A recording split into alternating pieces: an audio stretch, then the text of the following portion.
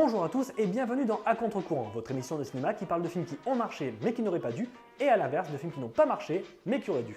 Et aujourd'hui, on va parler d'un des films préférés d'Antoine.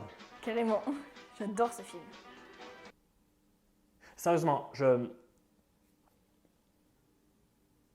Quoi? Non, rien, c'est pas grave. Bref, aujourd'hui, on parle de...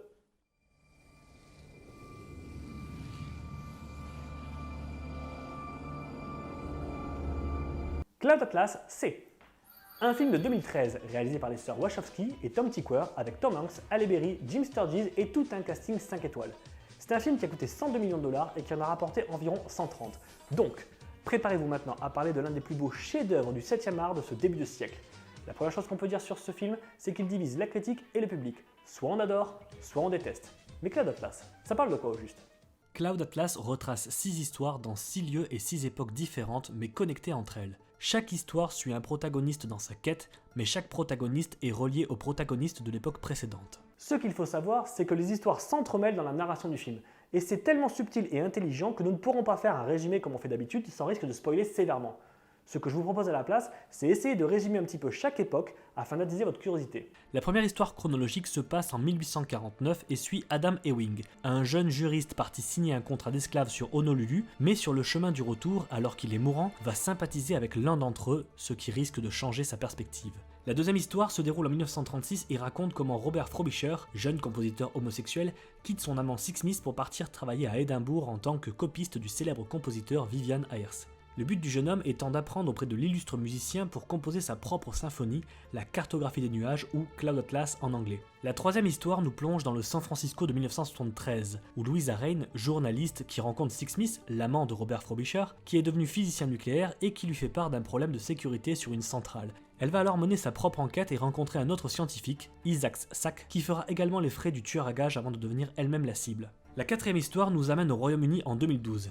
Tim Cavendish, petit éditeur sans ambition, connaît un succès financier lorsque son auteur jette un critique par-dessus un balcon du haut d'un immeuble. La pub permet de vendre le livre de l'auteur et Cavendish empoche le pactole, mais dépense tout trop vite. Lorsque les frères de l'auteur viennent lui réclamer 50 000 livres, il se tourne vers son frère pour l'aider. Celui-ci va l'envoyer dans une pension pour le cacher, sauf qu'en réalité, cette pension est une maison de retraite pour les personnes âgées dont les proches veulent se débarrasser. Tim Cavendish se retrouve piégé et va essayer de s'échapper. La cinquième histoire nous projette dans un Néo-Séoul de 2144. Somni 451, un clone qui travaille dans une cafétéria appelée Papa Song, va rencontrer Hai-Ju Cheng, un révolutionnaire qui va lui montrer les tares du système en place. Ils sont alors poursuivis par la répression politique. La sixième et dernière histoire se passe dans un monde post-apocalyptique en 2321, dans une tribu en retard technologique mais qui voue un culte à la déesse Somni. Zachary, homme lâche de cette tribu et sujet à des hallucinations, fait la rencontre de Méronym, issu du dernier bastion de la civilisation technologique, les Prescients, qui cherchent à atteindre le sommet d'une montagne supposée hantée. Après qu'elle ait sauvé la nièce de Zachary, celui-ci lui promet de l'accompagner. Ce qu'ils vont découvrir va remettre en question l'idéologie de Zachary et l'espoir de Méronym. Voilà, je vous laisse prendre un Doliprane et vous explique pourquoi, selon nous, ce film est un chef-d'œuvre cinématographique au travers de 5 thèmes. D'abord, l'univers. On ne peut pas se mentir, c'est très beau visuellement. Mais quand je parle d'univers, je ne parle pas uniquement des effets visuels. L'une des plus belles choses dans le film, c'est de découvrir l'univers qu'on nous présente. Cela nous permet de nous plonger dans l'histoire. Mais aucun film n'avait jusqu'alors réussi à proposer autant d'univers si distincts dans une seule et même œuvre. Ce film réunit plusieurs genres cinématographiques. C'est à la fois très ingénieux et très ambitieux.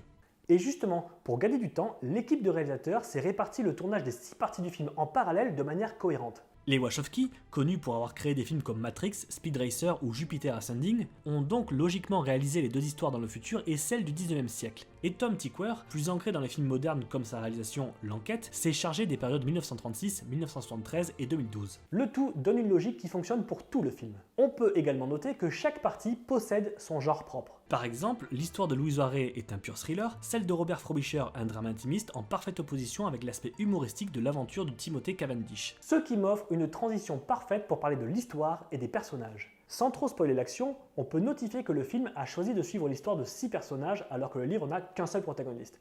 Et ce choix-là, selon moi, est plus intéressant pour 2 raisons. La première, parce que cela complexifie l'œuvre, développe des sous-intrigues passionnantes qui permettent de s'identifier à au moins un personnage. De plus, cela crée un petit jeu entre les réalisateurs et les spectateurs, celui de reconnaître les acteurs dans chaque période. Et croyez-moi, vous aurez beau regarder ce film plusieurs fois, vous en louperez forcément quelques-uns. Mais le plus important est que cela permet d'ancrer les personnages dans une intertemporalité. Ils se complètent tous car ils sont liés entre eux, par la marque d'une part, mais aussi par l'art et par leur enjeu. Et oui, car au cinéma, on différencie bien l'objectif d'un protagoniste, c'est-à-dire le but qu'il cherche à atteindre, de son enjeu, c'est-à-dire ce qui est vital pour lui. Et chaque acteur apparaissant dans chaque univers confirme cette interconnexion et lui permet de conserver son essence même malgré son évolution. Ils évoluent pour échapper à leur karma, car c'est bien là l'enjeu de chacun des protagonistes, se dépasser pour réussir à atteindre un meilleur niveau en tant qu'être humain et échapper à ce karma qui semble les condamner. Si on regarde les personnages incarnés par chaque acteur, on constate une certaine similitude entre la plupart. Tom Hanks, par exemple, incarne sur toutes les époques un personnage cupide et lâche. Jim Sturgis est un gentil qui cherche de manière générale à libérer les personnes alors que James Darcy, lui, fait office d'observateur. Hugo Weaving, quant à lui, est l'incarnation de la mort, tout simplement. Pauvre Hugo. Non, parce que depuis Matrix, j'ai l'impression qu'il est cantonné soit au rôle de méchant, soit au rôle neutre mais grimé, soit au rôle de gentil mais masqué. Dans ce film, on a une séparation gentil-méchant très marquée, et il faudra vraiment aller au-delà de ses limites pour s'extirper de cette condition. Cela prendra du temps, mais également un ingrédient capital, l'autre. Et c'est également là toute la beauté de ce film. Pour s'émanciper de sa condition, il faut livrer un combat contre soi-même, mais aussi au travers de l'autre. Un être humain ne peut rien accomplir seul, il a besoin de quelqu'un pour se réaliser. Dans le film, c'est surtout orchestré en duo. Adam et Aota, Louisa et Joe, Sunmi et Aiju, Zachary et Méronime. C'est la confiance et l'union qui permettent d'atteindre des sommets en renforçant les liens entre les personnages. Et le meilleur moyen de les lier dans ce film, c'est l'art. Ah, l'art! Que dire là-dessus si ce n'est qu'il est sublimé? Déjà, par la musique. Si la plupart des films peuvent offrir de très belles musiques, parfois même somptueuses, il est assez rare de réussir à implanter une symphonie si belle dans la structure narrative d'un film. Ici, elle est présente pour accompagner le film, mais elle est également dans le film et fait partie de l'intrigue. Et puis qui serait assez fou pour ne pas apprécier une si belle mélodie?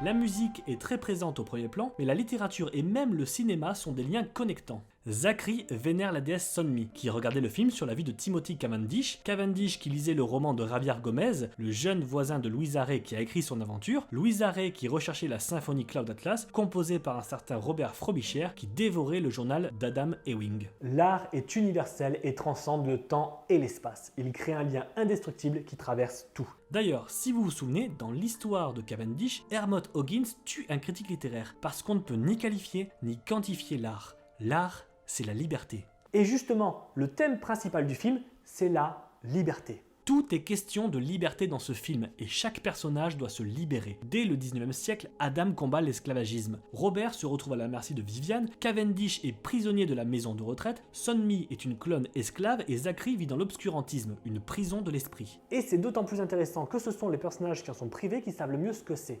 Comme on l'a vu plus tôt, chaque protagoniste est prisonnier de son karma et essaie de s'en détacher pour devenir libre. Mais la liberté, c'est un concept. C'est pour ça qu'il faut se dépasser pour pouvoir l'atteindre. Et c'est très bien illustré par le titre de la symphonie, qui est également le titre du film, Cloud Atlas. Cloud Atlas signifie la cartographie des nuages, et c'est très intéressant. Le nuage n'est pas palpable, il est dans le ciel. On le voit au-dessus de nos têtes, on pense le maîtriser, mais on ne peut pas l'atteindre, tout comme la liberté. Et ça aussi, c'est très bien illustré dans le film. Avez-vous remarqué le nombre important de scènes d'escalade, de franchissement et autres vertiges? Même en 1973, Louisa et Rufus sont coincés dans un ascenseur. Finalement, les protagonistes ne sont pas si souvent sur la terre ferme.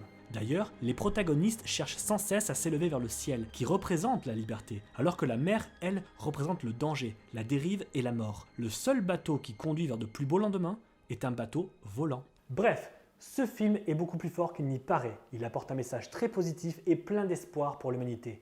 Il montre qu'on peut changer et s'élever au-delà de notre condition par la volonté, mais également par la confiance en l'autre. Et surtout, il prouve qu'on n'a pas besoin d'y être prédestiné pour changer le monde. Et ça change énormément de ce genre de facilité scénaristique. Voilà, si vous avez aimé cette vidéo, n'hésitez pas comme d'habitude à liker, partager, commenter. Et si vous n'avez pas vu Cloud Atlas, je vous le recommande vivement car il est facilement dans mon top 10 de films préférés de tous les temps. Ça fait du bien, hein. Carrément. T'es reboosté? Ouais. Ok, parce que le prochain film va falloir de la patience.